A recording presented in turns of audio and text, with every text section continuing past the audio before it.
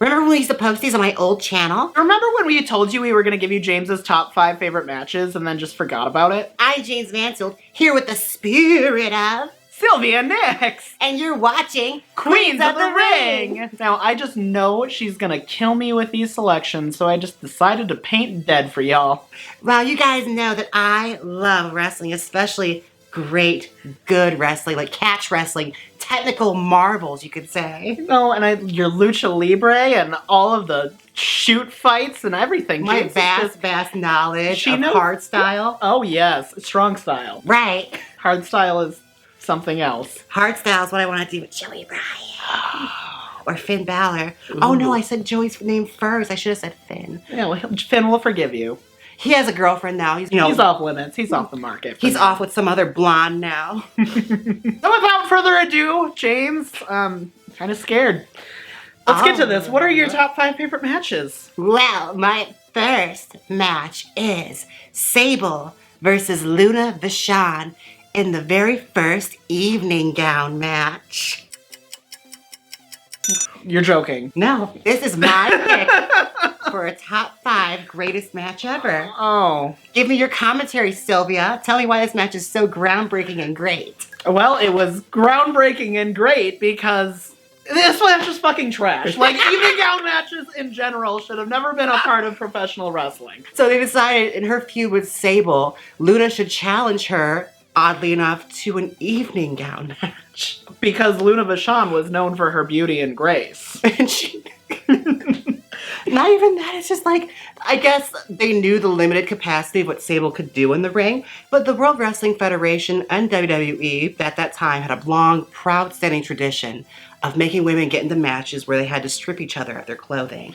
And the Attitude Era was the worst time period for this kind of thing to happen.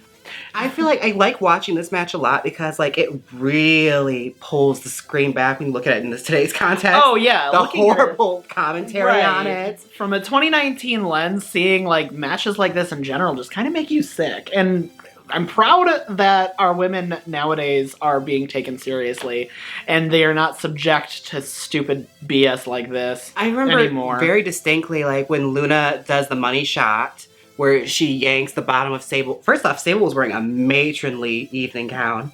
Which is surprising, knowing Sable. Luna was the one in the really sexy, tight-fitted one. Like, she was in this full-on, like, royal Cersei Lannister kind of, like, Game of Thrones gown. And Sable came out in, like, this B. Arthur canasta dress. Luna yanks it off, and you just hear the king, ho, ho, ho, daddy! This is all of his stupid kingisms. This match ended with Luna Vachon running under the ring and Sable crawling in after her and stripping her of all of her garments. Really? Sable won this? Sable lost, but she was she had to get her win back. So okay, so she had to. It's Attitude Era booking. Right. It just shocks me because, like, when you have, like, Sable in a match like this and she's like, the purpose of it is to strip her down. Like, usually the bombshells don't lose this kind, or don't win this kind of match. Yeah. I'm already regretting this. What's your number 4? My number 4 match is actually S.A. Rios versus Gilbert for the light heavyweight championship. I'm gonna defend your choice here. Not the Gilbert part, but S.A. Rios, when you talk about people who should have been booked differently and booked better in WWF, S.A. Rios is always the top of my list. Oh, he had probably the best moonsault you've ever seen. The best. S.A. Rios has the best moonsault that we had seen until Io Shirai. Like, it's beautiful. Watch a compilation of his moonsaults. I feel like this is one of my favorite matches, and I'm generally not, like, being a heel when I'm doing this. Like, I love this match because it's one of the first matches you saw Lita. Yeah. And her actual do, like, the mimicking thing. Oh, yeah. I think this was on, like, a Sunday Night Heat or something. It wasn't on a big... It wasn't on, like, a Raw or anything. You didn't see Gilbert or S.A. Rios on Raw or SmackDown, really. You'd be lucky to see him on Jacked. I mean... Like, S.A. Rios beat him in, like, record time, and then Lita mimicked his moonsault, which... Looking back at it with today's lens, was not the best moonsault. No, Lita's moonsaults... They're kind of shite, but... Yeah, no, she was seeing a woman doing it was really innovative. Lita was a great in-ring competitor and did a lot of innovative things for women in professional wrestling, but her moonsault was to be desired. It was just falling backwards. Essentially. And then praying that she got that rotation in before she would break her neck. Oh my god. Yeah. But Gilbert versus S.A. Rios, you know, like, not a match that anybody's going to remember. Huge squash match, but I'm going to come to its defense and say, like, way to mention S.A. Rios. He doesn't get the praise. I like how you run to the charge of S.A. Rios, but not to the accomplishments of one of the longest reigning light heavyweight championships. Of Gilbert. Of Dwayne Gill. Gilbert. We never, for those of you who don't know, Gilbert was obviously a parody of Goldberg. Right. It was the pettiest thing in the world. And the drag community just loves this lens of WWE being so petty. Oh, okay. Yes, it's amazing that this, like, character existed, but he got championship. In a frame of top 5 favorite matches, you're picking fucking Gilbert? Just fucking end me already. What's your number 3? My number 3 match is actually a WrestleMania moment. Oh. Are you talking about when Eddie Guerrero beat Kurt Angle at WrestleMania 20? Close. Try again. When Stone Cold Steve Austin turned heel on The Rock at WrestleMania 17? Very, very close. There were a lot of, deceptiveness happening in this match. Bitter rivalries were squashed in this battle. Randy the Macho Man Savage versus Hulk Hogan at WrestleMania 5? Oh, you're so warm. No, it's actually Miss Kitty with Mae Young versus Terri Runnels with the fabulous Moolah in her corner. The only singles match on WrestleMania 2000. Do you have an Advil?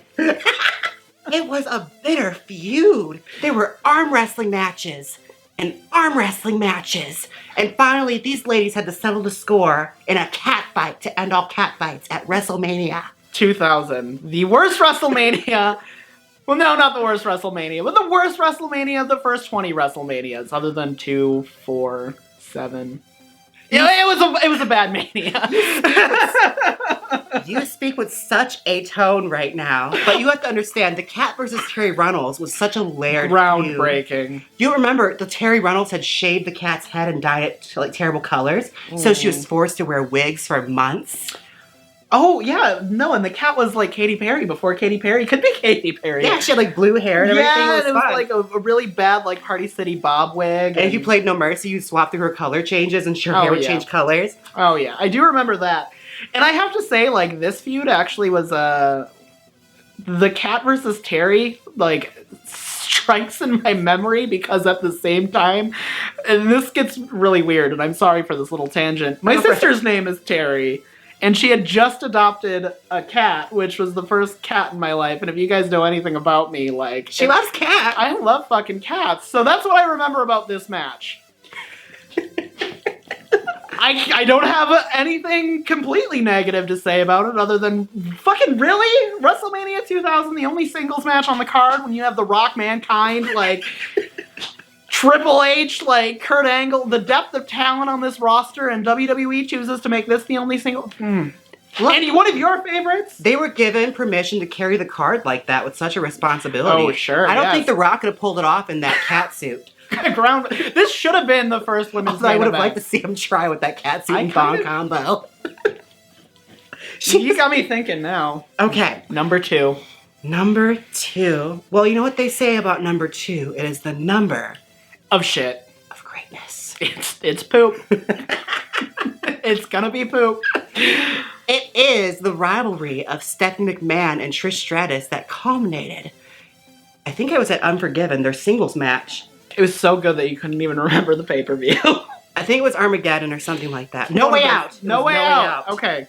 It was No Way Out, Trish Stratus versus Stephanie McMahon, in one of Trish's first singles matches, where part of this rivalry, to give you more context... Was this the one that she had to bark like a dog for Vince? Yes. Oh, it built up to that, but they were fighting each other in backstage segments, and the week before, Trish had shoved Stephanie's face in cow manure. Oh, good. Good for her. I'm happy for her. I mean, up to that point, you had basically seen Trish get her ass kicked by every woman on the roster. Well, Stephanie McMahon was about the one girl she probably could hold toe to toe. Right. And Stephanie was actually being booked very well up until this point, too. She was a woman's champion, and... Well, I mean, we could further examine her championship If your last reign. name is McMahon, there's no possible way that you're not going to be booked favorably. All right. I can't believe I'm asking you this. My number one? Yes, what is your number one? I thought long and hard about this. It pains me. You take great pleasure in torturing me, so... It pains me to come up with just one match that resonates to me as the greatest match ever booked. Booking will never surpass this match. Oh gosh. I gotta prepare myself mentally for this because I can't remember what the match was. Oh my god. Well, see, this is my childhood, Sylvia. We went through yours. Oh. My childhood, I didn't really watch a lot of the men's matches. I watched a lot of women's matches. And one match... WrestleMania 25 Battle Royale. It's that, isn't it? Oh, no. I'm not putting over Santino Marella. He can choke. Okay. Fucking transphobic douchebag. No. We are talking about another women's championship match that holds great importance. It happened on Armageddon. Not the fucking... pudding match or whatever they had? Let me finish. Oh my god. Would you let me finish? Fine. The match is as follows. It is a multiple woman battle royal where Ivory, the champion, had to defend her belt in an evening gown match that took place on the side of the ramp inside of a swimming pool. Full of dirt. What were the contents of that swimming pool? There's only one thing that people remember about this match, and that was the cat taking off her fucking... She exposed herself. Well, you understand strong booking, Sylvia. Strong booking, yes, okay. So she had teased Justify us. this. She had teased us for months that she was going to show, and we all were convinced after Deborah that no woman would ever show unless it was by accident. And it wasn't an accident. She got in a lot of trouble for showing for the girls. She did get in a lot. It got them kicked off UK Sports, Sky Sports. Got them kicked off of Sky Sports. This was the catalyst that eventually led to the cat being fired, which led to Jerry the King Lawler quitting, which wasn't a bad thing entirely. No, you have to understand the power that this match had over the women's division. Because Ivory, who was a strong person to have as champion. Solid champion in Ivory. Yeah, I'll agree with that. As much ring rust as she had coming from Glow, she was pretty solid and knew what she was doing. And could lead the women's division in the right direction if they were booked stronger. But WWE wisely decided that who should hold the top tier in the women's division? The cat. But the trashy woman who was threatening to strip every week. She is going to be the one to hold our belt. No, and then the cat is overcome with emotion at the end of this. That she just has to take her clothes off, right? She promised us that she would do it, and she is not one to hold back on a promise. So what does she do? She whips out those trailer park titties and flashes the world and gets WWE kicked off of Sky Sports. I want a t-shirt that says trailer park titties. I do. I want that on a t-shirt. But also, James, like, I have something to say, and that is fuck you. You have to understand the power that this had on the women's division. This is an instrumental moment. But could you imagine being Ivory here and you're going to lose your match in a fucking swimming pool? Women in the WWE had to fight for a decade to be taken seriously. Longer than that. Good to look back at this and see it in a time capsule of where it was. Because this was a really shitty time to be a women's wrestler. This was a really shitty time. And, like, imagine being a girl watching this thinking, like, I don't want to do that. Right. Like, there's a reason why there was such a big stigma on being a female wrestler for the longest time, because this is the kind of shit you had to expect. You couldn't be taken seriously. It speaks grounds to, like, the innovations of NXT and Women in Japan and all that. Finally getting women's wrestling taken seriously. To the point where we now have women main eventing WrestleMania. I honestly say, look how far we've come, and let's never go back. James, I don't agree with your list at all. That's fine. I didn't make it for you. You didn't make it for me. But you know, I applaud you for subjecting me to this torture. I know it's what you live for, and I'm happy that you could be happy. I'm glad I could provide you with my hottest takes on the best matches. Dave Meltzer, I'm sure you're trembling right now. Oh, yes. I'm pretty sure that more than one of these matches got Dave Meltzer's infamous -5 stars. Well, thank you guys for watching, if you're still here until the end. My name is Sylvia Nick. And I'm James Mansfield. Until next time, we're taking out! wash my hands. Thank you for watching my iconic top 5 matches of all time. Be sure and watch a review of AEW's Double or Nothing right here. Or see Sylvia's top 5 favorite matches right here. Come on, click it. You know you want to. If you don't click it, I'll book you and Braun Strowman in a lingerie pillow fight. So click it!